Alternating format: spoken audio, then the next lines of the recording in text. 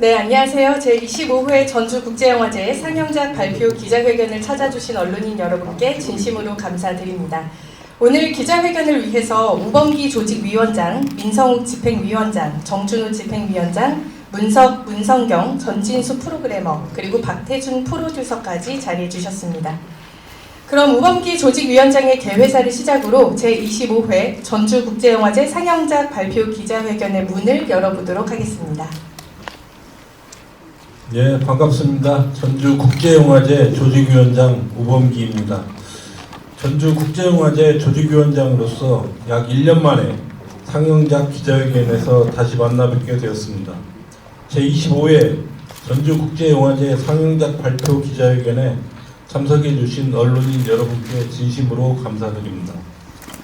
먼저 전주국제영화제 조직위원회를 대표하여 올해 영화제의 구상 전반을 현실로 만드는 데 큰 역할을 해주신 민성욱, 정준호 집행위원장님께 감사 인사를 전합니다. 두 분 위원장의 지휘 아래 또 한 번의 성공적인 한 해를 기대합니다. 전주국제영화제는 전 세계 영화인들이 관객과 교감하며 자신의 작품을 선보일 수 있는 소중한 기회의 장이자 아시아에서 가장 중요한 영화제 중 하나로 자리 잡았습니다. 또한 세계 영화산업 발전을 기념하는 축제일 뿐 아니라 글로벌 영화도시 전주의 위상을 전 세계로 널리 알릴 수 있는 자리이기도 합니다. 전주국제영화제가 이처럼 끊임없는 도전과 혁신을 반복할 수 있는 것은 언론인 여러분의 노고가 근간에 자리하고 있기 때문이라고 생각합니다. 앞으로도 전주국제영화제는 언론인 여러분, 나아가 우리 영화제의 관객이 되어주실 시민 여러분의 의견을 경청하며 개최 준비에 임하겠습니다. 이 자리에 모여주신 언론인 여러분께서도 많은 관심과 응원을 부탁드립니다. 제25회 전주국제영화제는 다가오는 5월 1일부터 5월 10일까지 개최합니다. 감사합니다. 네, 말씀 감사합니다. 다음은 공동집행위원장님께 마이크를 전하도록 하겠습니다. 민성욱, 정준호 집행위원장님 순으로 간단한 인사 말씀 부탁드립니다. 네, 안녕하세요. 공동집행위원장 민성욱입니다. 집행위원장이라는 직함을 달고 두 번째로 인사를 드립니다. 전주국제영화제가 올해 25회라는 의미 있는 해를 맞이했습니다. 언제나 그랬듯이 초심을 잃지 않고 최선을 다해 올해도 전주다운 작품으로 찾아뵙겠습니다. 전주에 오셔서 이 풍성한 영화 축제를 즐겨주시길 부탁드리겠습니다. 그럼 정준호 공동집행위원장님께 마이크 넘기도록 하겠습니다. 네, 여러분 반갑습니다. 공동집행위원장 정준호입니다. 올해도 이 자리에서 여러분께 저희 영화제를 소개할 수 있어서 감원의 영광으로 생각합니다. 지난 1년 동안 영화제 집행위원장 역할을 하면서 저 또한 많은 것을 배우기도 했는데요. 영화제를 통해 전주라는 도시와 영화 산업계가 발전할 수 있도록 나름 최선의 노력을 다하고 있습니다. 올해 전주국제영화제도 오늘 오신 모든 언론인 여러분들의 많은 관심과 응원을 부탁드리겠습니다. 네, 말씀해주신 것처럼 올해로 전주국제영화제가 25회를 맞게 되었습니다. 이제 어엿한 청년으로 성장한 전주국제영화제의 이번 행사는 어떻게 준비되어 있는지 특징과 변화에 대해서 집행위원장님 두 분의 설명을 들어보도록 하겠습니다. 네, 먼저 프로그램 측면부터 간략히 설명드리겠습니다. 올해 제25회 전주국제영화제는 공식 상영작으로 43개국 232편의 상영작을 소개합니다. 해외 작품이 130편, 국내 작품이 102편입니다. 더불어 상영작 가운데 전주국제영화제를 통해 전 세계 최초로 공개되는 월드 프리미어 작품은 총 82편입니다. 특히 올해는 한국경쟁부문과 국제경쟁부문 모두 역대 최다 출품수를 기록한 기억할 만한 해입니다. 일반 상영 외에 대표적인 부대 행사를 간략히 설명드리자면 먼저 지난해 새롭게 론칭한 전주 시내 투어가 올해에도 진행됩니다. 전주시 주요 관광 명소와 전주국제영화제의 작품 및 배우들을 연계하여 진행하는 이 행사는 올해 바로 엔터테인먼트와 함께합니다. 진구, 공승연, 이유미 배우 등 바로 엔터테인먼트 모든 배우들이 영화제 현장에서 관객들과 함께하는 많은 프로그램을 준비 중입니다. 또 지난해 스타워즈 데이 행사를 통해 큰 호응을 얻었던 디즈니사와 협업을 계속 지속하면서 올해는 픽사 프로그램을 마련했습니다. 저희 영화제 이후에 개봉하는 인사이드 아웃 2를 최초 공개하는 자리도 마련될 예정입니다. 많은 기대를 하셔도 좋을 것 같습니다. 더불어 2015년을 시작으로 올해 10회째를 맞는 100필름 100포스터 특별 전시도 만나보실 수 있으며 올해 세월호 10주기를 맞아 세월호 특별전도 진행됩니다. 6편의 영화를 통해 그날을 기억하고 다시 한번 희생자들을 추모하는 시간을 마련해보고자 합니다.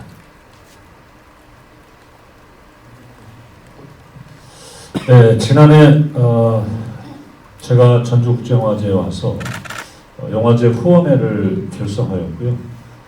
첫 시작이었지만 영화제 재정 자립도를 늘리는데 어느 정도 도움이 되었다고 생각을 합니다. 올해는 국내에서 치러지는 영화제 전반의 예산에 대한 불안한 소식이 계속 이어졌었는데요. 하지만 전주국제영화제는 전주시와 전주시 의회의 도움으로 전주시 관광사업과 연계한 프로그램들을 준비할 수 있었습니다. 앞서 민 원장께서 언급하신 전주 시내 투어와 100필름, 100포스터 특별전시 등이 그런 행사들인데요. 그 덕분에 이번 전주국제영화제는 외형적인 규모를 줄이지 않고 축제다운 축제를 치를 수 있을 것 같습니다. 영화인의 한 사람으로서 한국 영화계의 전반적인 위기를 체감하고 있습니다. 그리고 이런 상황 속에서 전주국제영화제가 할 수 있는 여러 가지 역할에 대해 고민하였습니다. 올해는 지역 독립영화계 성과와 존재 의미를 소개할 수 있는 지역 독립영화 쇼케이스를 신설해서 각 지역 영화인들이 함께 모일 수 있는 지역영화 네트워크 행사를 지원할 예정입니다. 올해도 전주국제영화제에 변함없는 영화인들의 교류의 장이 되고 작품과 관객이 만나는 다양한 프로그램들이 진행되는 풍성한 축제가 될 것입니다. 많은 관심과 애정 부탁드리겠습니다. 네, 이제 올해 상영작들에 관한 이야기를 나눠볼 텐데요. 개막작과 폐막작 영상을 먼저 보신 다음에 문석 프로그래머와 문성경 프로그래머가 설명해 주시겠습니다. 네, 프로그램 문석이라고 합니다. 올해의 개막작은 보셨듯이 일본 미야기시오 감독의 새벽의 모든입니다. 많은 분들이 아시고 계시겠지만 미야기시오 감독은 현재 세계 영화계에서 가장 주목받고 있는 인물입니다. 너의 새는 노래할 수 있어, 와일드 투어, 그리고 지난해 개봉해서 큰 주목을 받았던 너의 눈을 들여다보면 같은 최근작들이 모두 한국에 소개된 바 있습니다. 개막작 새벽의 모드는 일본 작가 세오 마이코가 쓴 동명소설을 원작으로 한 영화입니다. PMS라고 부르는 월경전 증후군을 앓는 후지사와라는 여성과 공황장애를 앓는 야마조에라는 남성을 중심에 놓고 벌어진 이야기입니다. 미야기쇼의 전작 세계에서처럼 이 영화에는 악인보다는 가슴 따뜻하고 이타적인 사람들이 등장합니다. 일상적인 공간과 평상시처럼 흐르던 시간에서 특별한 무언가를 찾아내는 영화이기도 합니다. 이 영화에서는 크고 작은 상처를 끌어안고 사는 사람들이 서로의 마음을 모아서 평화로운 우주를 만드는 과정이 아주 감동적으로 묘사됩니다. 소위 예술영화를 좋아하시는 분이 아니더라도 즐길 수 있는 아름다운 영화라고 생각합니다. 아울러 2019년 20회 때 이어서 다시 전주를 찾게 되는 미야기쇼 감독에게 많은 관심 가져주시고요. 개막적 기자회견에도 오셔서 많은 질문도 던져주시기 바랍니다. 감사합니다. 네, 프로그래머 문성경입니다. 폐막작 소개드리겠습니다. 이번 전주국제영화제 폐막작은 캐나다 영화고요. 카직 라드완스키의 맥과 마라라는 영화입니다. 제가 만약 폐막작을 한 문장으로 소개를 해라 이런 얘기를 듣는다면 만약에 우리가 사랑한다면 이렇게 줄여볼 수 있을 것 같습니다. 이 영화는 과거에 이루어지지 않았던 어떤 관계의 한 여자와 남자가 아주 오랜만에 만나 다시 서로에게 확인하는 어떤 가능성에 대한 이야기입니다. 올해 베를린 영화제 경쟁 부분이죠. 인카운터 섹션에서 초청이 됐고요.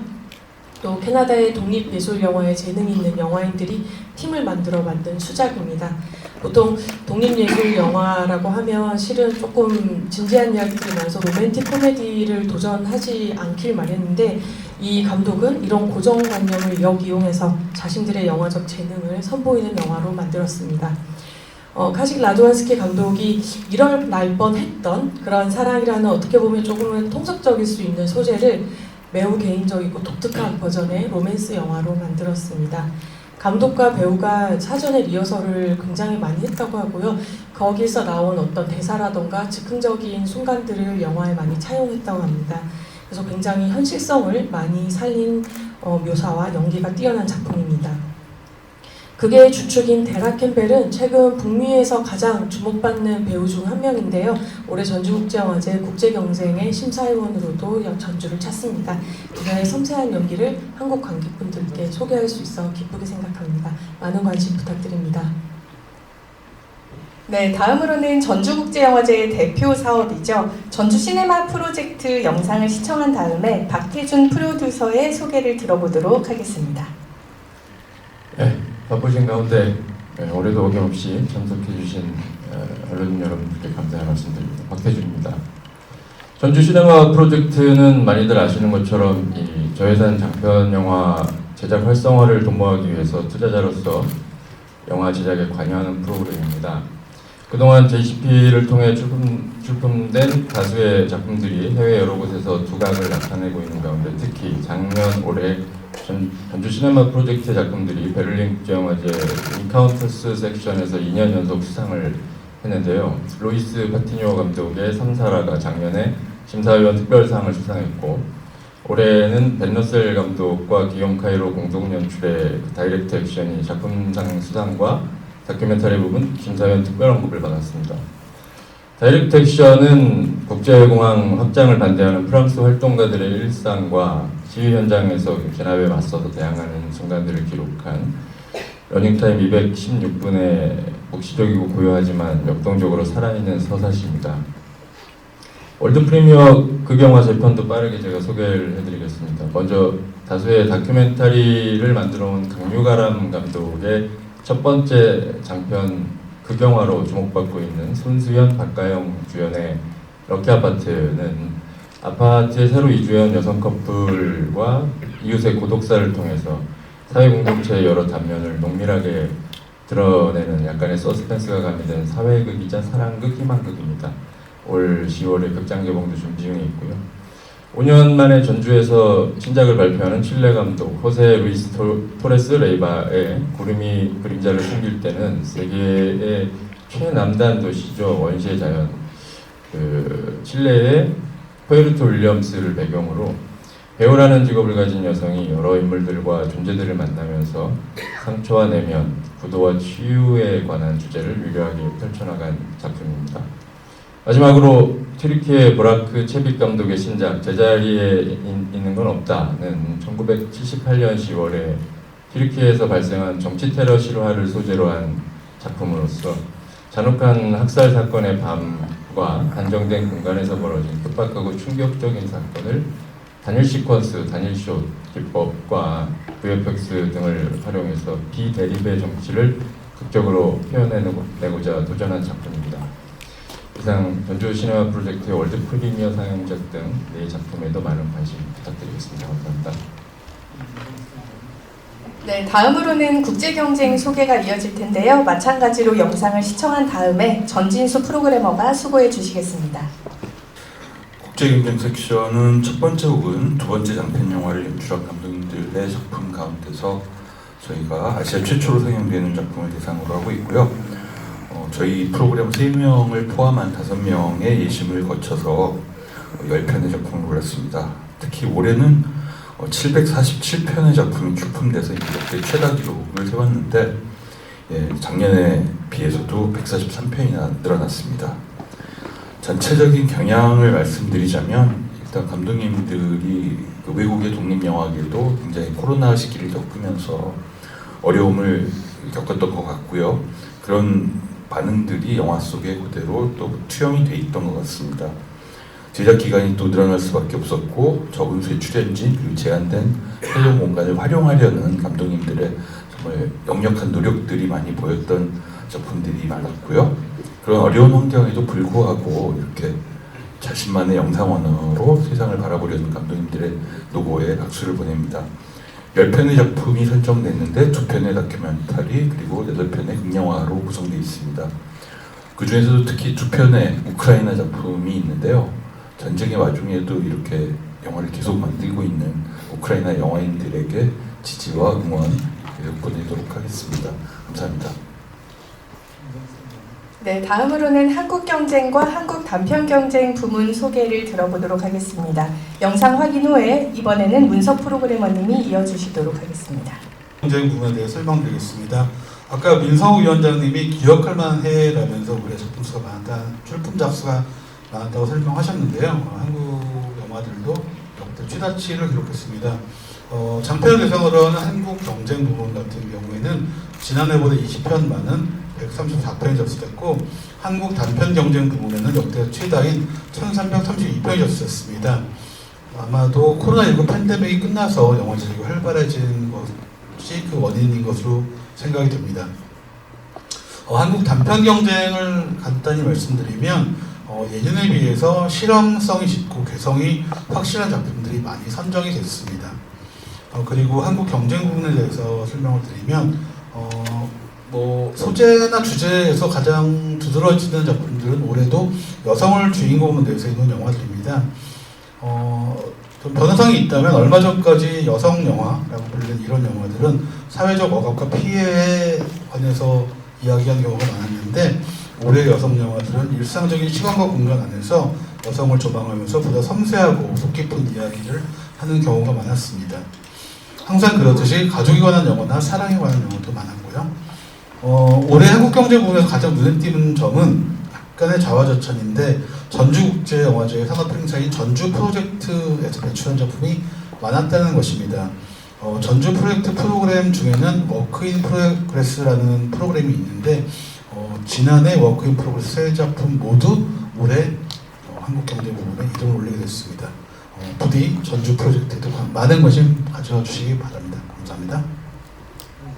네, 이어서 올해 영화제의 특별전 부문입니다. 이 특별전을 구성하기 위해서 꽤 오랫동안 준비하셨다고 들었는데요. 차이밍 양 행자 연작 특별전 영상을 보시고 문성경 프로그래머의 소개를 들어보도록 하겠습니다. 네, 25회를 맞아 세계적인 거장감독 차이밍 양이 전주를 찾습니다. 이강생 배우도 함께 오시는데요. 차이밍 양 감독은 전주국제영화제가 탄생하던 시기부터 실은 인연을 맺어온 바 있습니다.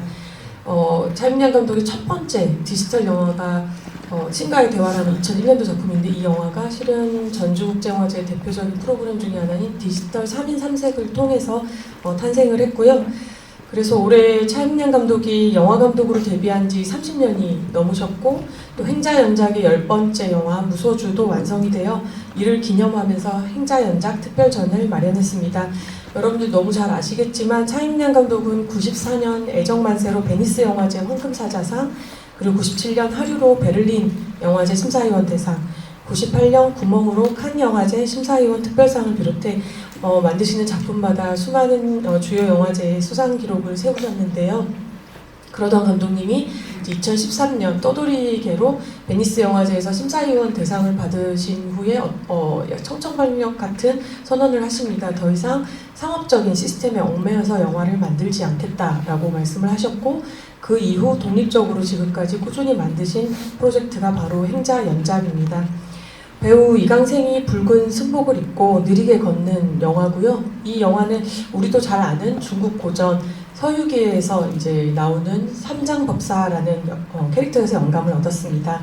걷는 것밖에 없는 영화이긴 하지만 홍콩, 말레이시아, 파리, 마르세유, 도쿄, 타이페이 등 세계를 함께 여행하는 재미가 있으실 거고요.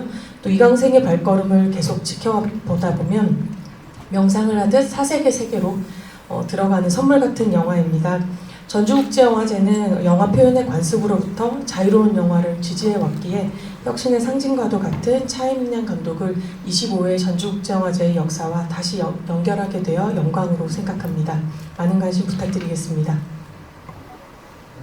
네, 또 앞서 말씀드린 것처럼 올해 전주국제영화제는 25회를 맞이하게 됩니다. 더불어 올해는 한국영상자료원이 창립된 지 50년이 되는 해인데요. 전주국제영화제와 한국영상자료원이 함께 준비한 특별전은 문석 프로그래머가 안내하도록 하겠습니다. 사회자님이 말씀하셨듯이 전주국제영화제 25회와 한국영상자료원의 창립 50주년 자축하기 위해서 열린 행사입니다. 그동안 전주국제영화제 상영한 영화 중 한국 영화 중 여전히 의미 깊은 4편과 한국영상자료원이 1950년대 한국 영화 걸작으로 선정한 작품 4편, 그리고 지난해와 올해 타계하신 김수용 감독과 이두용 감독의 대표작 1편씩 모두 10편을 최신 복원 버전과 디지털화 버전으로 상영합니다. 사실 전주국제영화제에서 다 훌륭한 영화고 한국 영화사에 이름이 남을 영화들이지만 전주국제영화제 입장에서 가장 의미를 둘 수 있는 작품은 이강천 감독의 1955년작 피아골입니다. 이 영화는 전북 경찰국 공보 주임이던 김종환 씨의 아이디어로 시작된 영화였고요. 이 영화는 결국 전북 영화계의 뿌리로 작용하게 됩니다. 이번 특별전 상영작들은 김홍준 한국영상자료원장, 정성일 영화평론가, 김영진 교수 등 해설과 함께 사용될 예정입니다. 감사합니다. 네, 문석 프로그래머의 특별전 소개까지 잘 들어봤습니다. 이제 기자회견 1부를 마무리하려고 하는데요. 먼저 자리에 계신 기자님들과 질의응답 시간을 가진 다음에 2부에서는 제2스페셜 올해의 프로그래머 소개를 하도록 하겠습니다. 상영작 발표 기자회견인 만큼 저희 프로그램과 관련된 질문을 해주시면 좋을 것 같고요. 질문이 있으신 기자님은 자리에서 손을 간단하게 들어주시면 저희가 마이크를 전달 드리도록 하겠습니다. 차이밍양 감독의 행자 시리즈는 저희가 소문만 들었지 이렇게 전편을 다 볼 수 있는 케이스가 없었는데 전주영화제가 수십 년 만에 아주 굵직한 프로그램을 하나 기획했다라는 생각이 들어서 굉장히 고맙고요.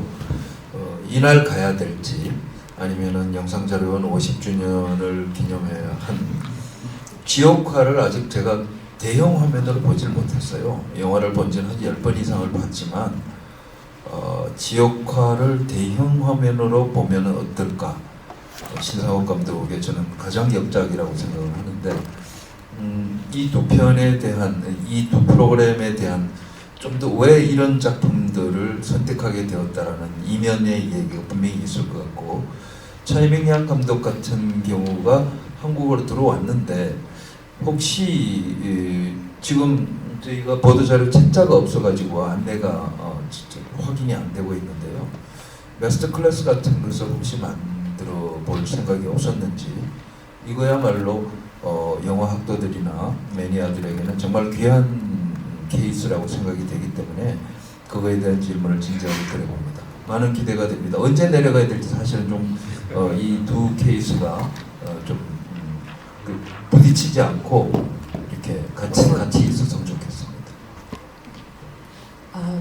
저희 우선 너무 감사한 질문을 주셔서 너무 감사드리고 이 프로젝트 시작은 지난해 이강생 배우가 실은 저희 국제경쟁의 부재라는 작품의 배우로 전주를 방문했었습니다. 그때 이제 저희 민 위원장님과 같이 대화를 나누다가 어떻게 촉발된 이 대화가 실현이 된 거나 마찬가지인데요. 차이밍양 감독님이 2013년 떠돌이개 이후로 실은 굉장히 다른 행보를 보여오셨어요. 그러니까 주로 영화관보다는 미술관 쪽으로 가서 전시를 더 많이 하시고 그러셨는데 거기에는 이제 감독님께는 되게 분명한 한 가지 고민이 있으셨던 것 같아요. 일종의 크게 말하면 영화란 무엇인가, 영화란 어떻게 만들어져야 되는가 라는 것이었던 것 같고 두 번째는 그렇다면 나는 어떤 영화를 만들 것인가 라는 생각을 하셨던 것 같습니다. 이제 그 와중에 본인의 결론은 그동안 만들어온 영화들이 이제 이제 너무 잘 아시겠지만 차이밍양 감독의 영화가 이야기 구조나 스토리텔링이 엄청나게 중요한 영화라기보다 인물의 감정과 현대 그 모던한 도시의 고독감 같은 것들이 되게 강조되는 영화인데 이제 그런 것들을 더 어떻게 끝까지 예술로서 밀어붙여 볼 것인가에 대한 고민을 많이 하셨던 것 같고요. 거기서 이제 한 단계 본인이 새로운 실험을 하신 게 그렇다면 시나리오가 없는 영화를 만들어보자, 플롯이 없는 영화를 만들어보자라고 생각을 하셔서 도전을 하신 게 행자 연장입니다. 그때 감독님께 이제 번뜩 떠오른 아이디어가 아마 이제 현장에 오셔서 직접 감독님께서 말씀을 하시겠지만 그 서유기의 삼장법사가 실제 이제 그 서유기는 픽션이지만 삼장법사는 실존 인물이고 그 삼장법사의 실제 바이오 전기를 읽었는데 그때 했던 말이 여행이 금지된 시기에 불경을 직접 자기 눈으로 읽기 위해서 사막을 두 발로 통과하여 인도로 서역으로 향했던 그 당시 이야기에 굉장히 충격을 받으셨다고 하고 그것은 일종의 기존의 시스템에 대한 저항 그리고 아주 고요한 어떤 자기 나름대로의 믿음과 신념을 실천하기 위한 방법을 이 사람이 하고 있구나를 깨달아서 본인도 그렇다면 기존 영화계의 플롯이 중요시되는 이 시스템에서 한 번 더 나아가서 새로운 영화를 만들어보자라는 말씀을 이제 저한테 해주셨고요. 그래서 이제 탄생한 게 행자연작이고 그리고 또 하나 이 영화의 영화 내용에 대한 것 말고 형태에 대한 이제 그 포맷에 대한 부분은 감독님이 그 떠돌이개를 하실 즈음에 미술관에서 제안을 받으셨다고 해요. 그래서 새로운 이제 무빙 이미지로서 어떤 실험을 본인도 처음 시작하셨는데 거기서 깨달으셨던 것 중에 하나가 왜 영화관은 미술관이 될 수 없나? 미술관의 컨셉을 자유로운 정신을 영화관 안으로 끌어들여 와보자. 영화관 안에서 꼭 픽션과 다큐멘터리만 봐야 하는가? 다른 예술도 볼 수 있지 않을까라는 생각을 하셨다고 합니다. 그래서 이 두 가지 실험이 한 군데 모인 것이 실은 행자 연작이고요. 저희도 너무 말씀해 주신 것처럼 너무 감사하게 이 모든 행자 연작을 한 자리에 모은 거는 감독님이 최초로 이제 10번째까지 한 자리에 모은 건 최초입니다. 전주가. 그리고 이제 말씀해 주신 마스터 클래스 부분은 5월 지금 자세한 일정은 조금 뒤에 이제 저희가 공식 공개가 되겠지만 5월 저희 1일부터 10일까지 영화제가 기간에 진행이 되는데 초기에 감독님이 오셔가지고 마스터 클래스를 하실 거고요. 그리고 그 감독님과 특별한 또 인연이 한국에 오실 때마다 같이 이제 대담을 나누셨던 또 특별한 인연이 있으신 분이 평론가님께서 또 특별 대담을 이강생 배우님과 함께 무소주라는 신작을 가지고 발표하고 말씀을 나누실 예정입니다. 그래서 두 번의 특별한 대담 기회가 있고요. 또 한 번은 이건 아직 공개는 안 됐지만 감독님이 직접 대만에서 커피를 직접 뽑아서 판매를 하시거든요. 아마도 갖고 오셔가지고 특별 이벤트로 누군가에게 그걸 증정하실 계획이 있으신 것 같습니다. 그래서 추후 공개되는 일정과 행사에 많은 관심 부탁드리겠습니다. 지옥화 부분은 제가 설명을 드리겠습니다. 지옥화는 아까도 말씀드렸듯이 한국영상자료원이 50주년을 맞아서 50이라고 1950년대 한국영화 걸작 7편을 선정했습니다. 그 중에 지옥화가 있는 거고요. 그 7편 중에 저희가 4편을 선정을 한 것이고요. 저도 지옥화를 상당히 오래전에 부산국제영화제에서 저도 스크린으로 봤습니다. 저도 굉장히 인상적으로 봤고 특히 최훈희 선생님의 그 연기가 정말 너무 충격. 50년대 한국에서 저런 이야기를 여성이 저런 캐릭터를 연기한다고 정말 되게 충격을 받았었고 그 충격을 여러분하고 같이 나누고 싶어서 이번에 선정을 했고요. 제 생각에 지옥화도 2번 상영이 되고 차이명량 감독님 프로그램도 많아서 절대로 그 겹치거나 둘 다 보시면 됩니다. 아까 이제 그 회장 말씀하시면서 가장 이번에 특징 중에 하나가 역대 최다 출품을 이제 많이 이제 말씀을 하셨는데 아무래도 출품작이 많은 가운데서 그 경쟁작 10편을 뽑는다는 게 굉장히 좀 어렵지 않았을까라는 생각도 들기도 합니다. 그래서 이번에 이제 작품을 뽑으면서 어떤 것에 이제 중점을 두고 뽑으셨는지 그리고 예를 들어 우크라이나 영화 같은 경우에 어떤 특별한 또 이유가 있었는지 이 부분은 이 과정이 궁금합니다. 예, 일단 굉장히 많은 작품을 예심을 거쳐서 이제 10편을 뽑았는데 저희 프로그램 3명하고 또 외국에 계신 심사위원 2분을 섭외를 해서 또 한국 사람의 시선만으로 뽑는 거는 이제 국제영화제로서의 또 위상에서 좀 더 우리는 지평을 넓혀보자라는 취지로 외국 분들을 2분을 섭외를 해서 매년 예심을 5명이 진행을 하고 있습니다. 사실은 올해도 마찬가지 과정을 거쳤고요. 출품작이 많아진 만큼 예심 보느라고 두 프로님도 그렇고 저도 그렇고 고생 굉장히 많이 했고요. 신작 개봉 영화를 저희가 하회도 못 봤습니다. 저희. 네. 서울의 봄도 못 봤어요. 네. 이 예심 하느라고. 예. 그 굉장히 힘든 작업이었지만 굉장히 또 보람도 있었고 경향을 아까 제가 잠시 설명을 드렸지만 아무래도 예산 부족과 또 코비드 시기를 거치면서 감독님들이 젊은 감독님들이 최소한의 버짓으로 최소한의 출연 인원, 제한된 촬영 공간 이런 것들을 활용하다 보니까 제작 기간도 길어졌고 또 아이디어를 또 그만큼 짜내시느라고 너무나 고생들을 많이 하신 흔적들이 역력하게 보였고 성장 영화들이 의외로 또 굉장히 많았습니다. 이것은 아무래도 첫 번째 작품, 두 번째 작품을 연출하신 감독님들이시다 보니까 아무래도 젊은 감독님들이 많으시고요. 그러다 보니까 또 성장 영화, 소년이 됐건 뭐 청소년기가 됐건 이런 친구들의 성장 영화가 굉장히 많고 물론 안 그런 영화도 많습니다. 우크라이나 작품 같은 경우에는 뭐 특별히 저희가 가산점을 주거나 이런 거 없고요. 한편은 러시아 그 구소련 시기에 우크라이나 크림반도의 타타르인들이 구소련 정부로부터 강제 이주를 당해요. 그 이야기를 다룬 부분이기 때문에 사실 지금 우크라이나에서 벌어지고 있는 전쟁과도 일단 의미적으로는 상통하는 점이 있고 그래서 감독님이 그 작품을 만드신 것 같고 또 다른 우크라이나 작품도 마찬가지로 과거와 현실에서 지금 우크라이나가 처해 있는 상황들 이런 것들을 묘사하는 데 있어서 굉장히 탁월했기 때문에 저희 예심을 통과한 걸로 저도 알고 있고 제가 고른 작품도 한 편 있고요. 그 중에 이런 과정들을 거쳐서 선발이 됐습니다. 사실 뭐 한국 작품 뭐 단편은 1000편이 넘을 정도로 많은 작품이 와서 한국 쪽도 굉장히 고생 많으셨을 텐데 이제 우석 프로그래머는 그 와중에 또 해외 국제 경쟁까지 함께 예심 보시느라고 이중고를 겪으셨고요. 네, 많이 나중에 보시면 위로해 주세요. 네. 그럼 잠시 무대를 정리한 다음에요. 올해의 프로그래머를 모시고 제2스페셜 섹션에 대해서 들어보도록 하겠습니다. 네, 올해의 프로그래머 허진호 감독님 그리고 전주국제영화제 전진수 프로그래머 무대 위로 모셨습니다. 네, 올해 프로그래머 소개를 해드리겠습니다. 4년 전인 22회 영화제 때부터 시작된 프로그램이고요. 유영경 배우가 이제 처음 테이블 끊었고 그 뒤를 이어서 연상호 감독 또 작년에 백현진 배우까지 올해 프로그래머를 맡아서 자신이 직접 고른 작품들로 관객과 함께 소통하면서 영화를 감상하는 그런 프로그램을 꾸며주셨고요.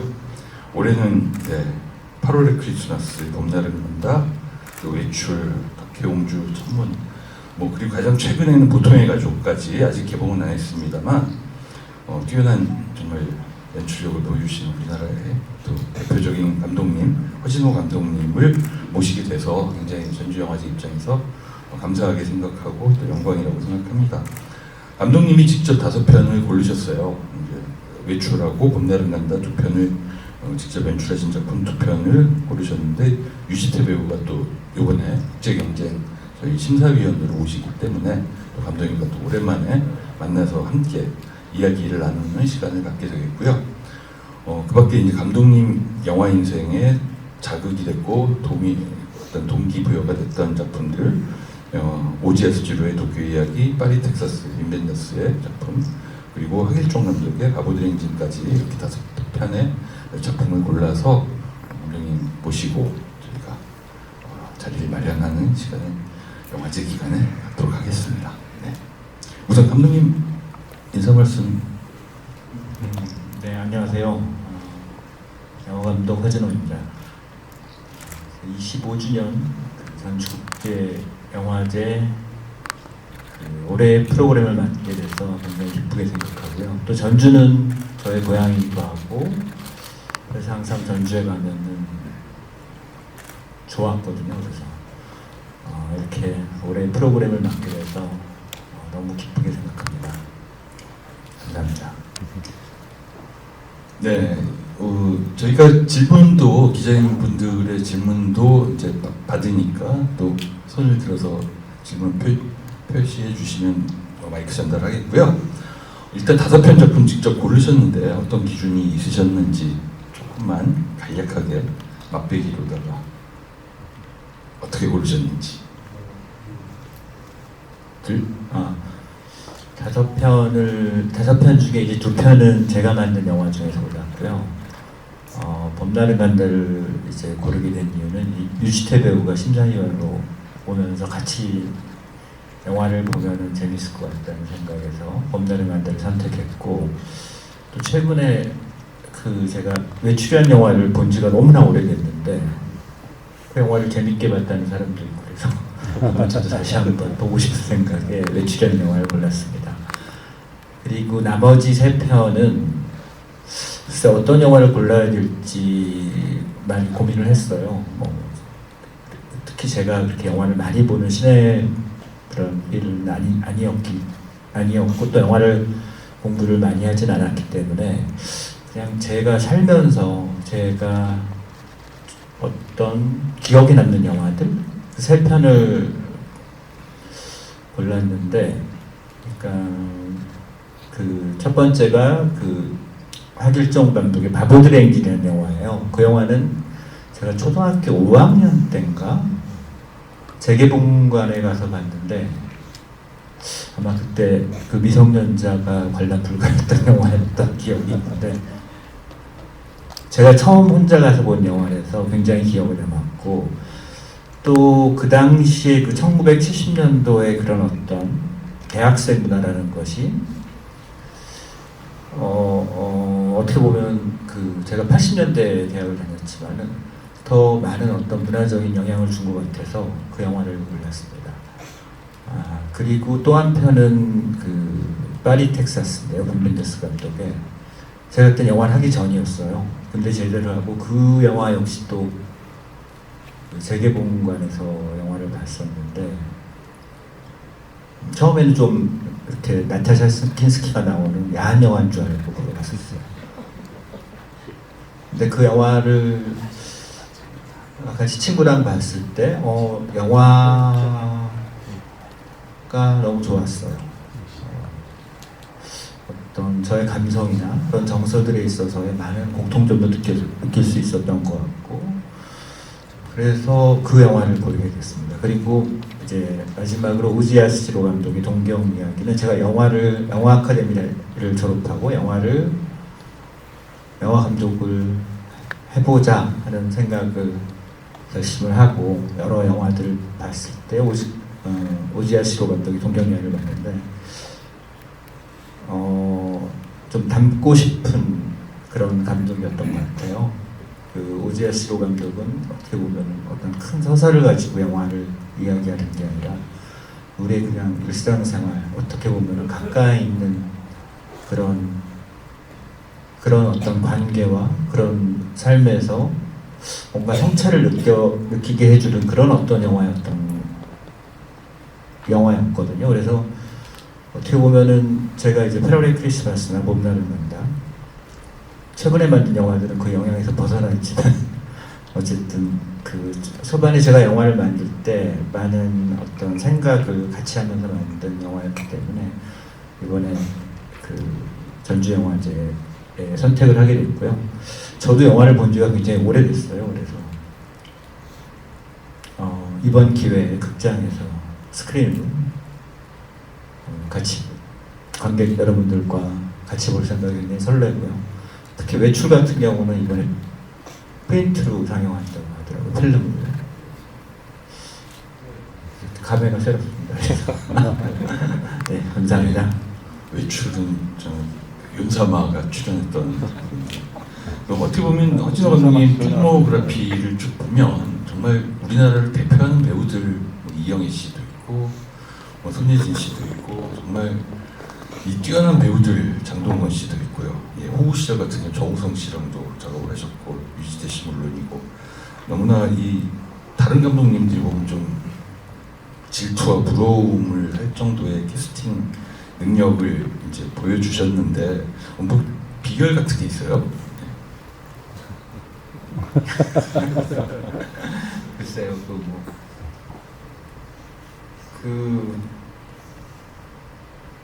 항상 이 영화가 제가 이제 영화 대본 작업을 하고 캐스팅할 때는 이 영화가 투자를 받을 수 있을까에 대한 고민이 첫 번째였던 것 같아요.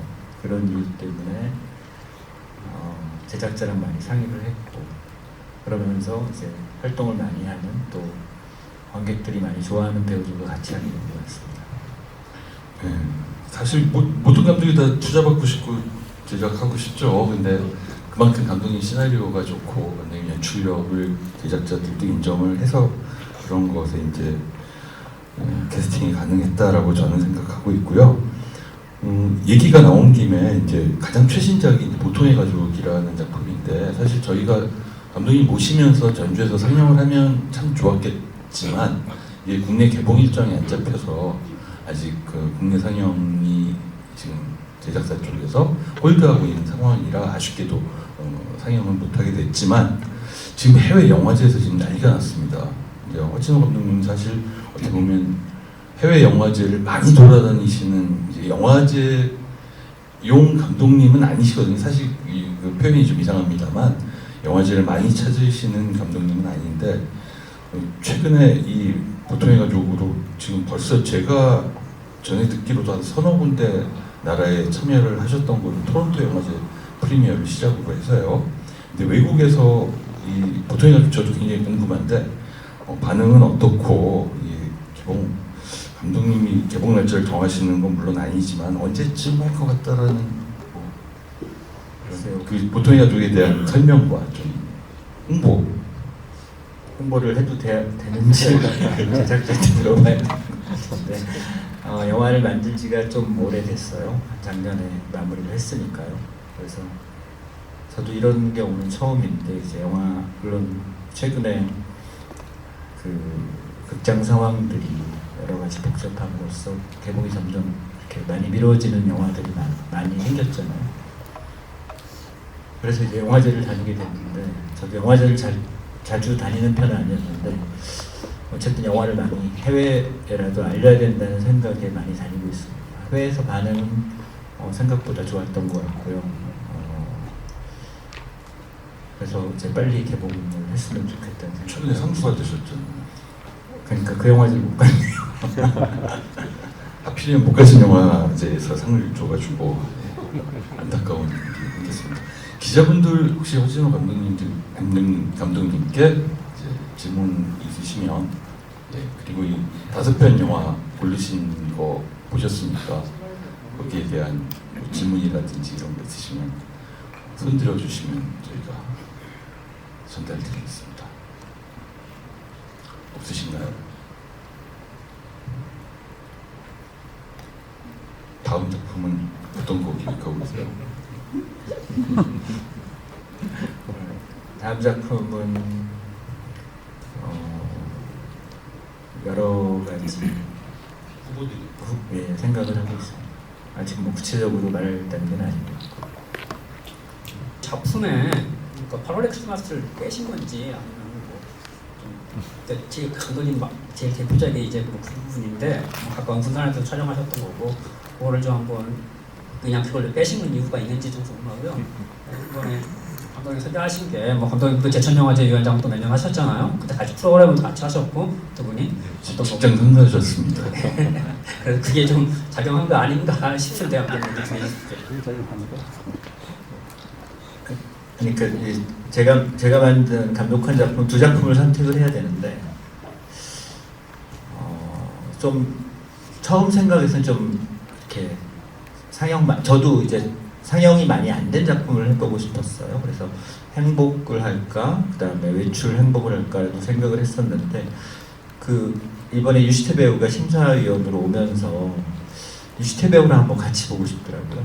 그때 유시태 배우가 26살이었거든요.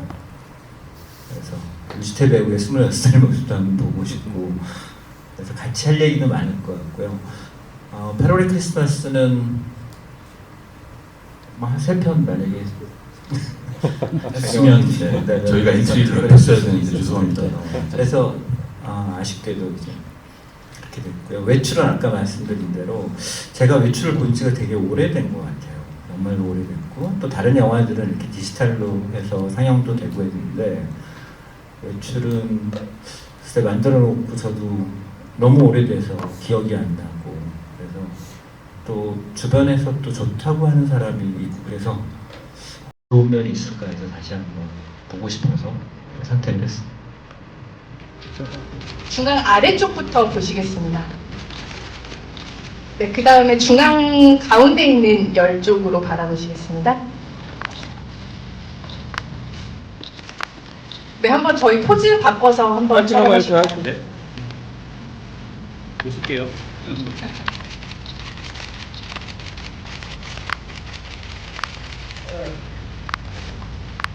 네, 다음으로는 조직위원장님과 집행위원장님 촬영이 있겠습니다.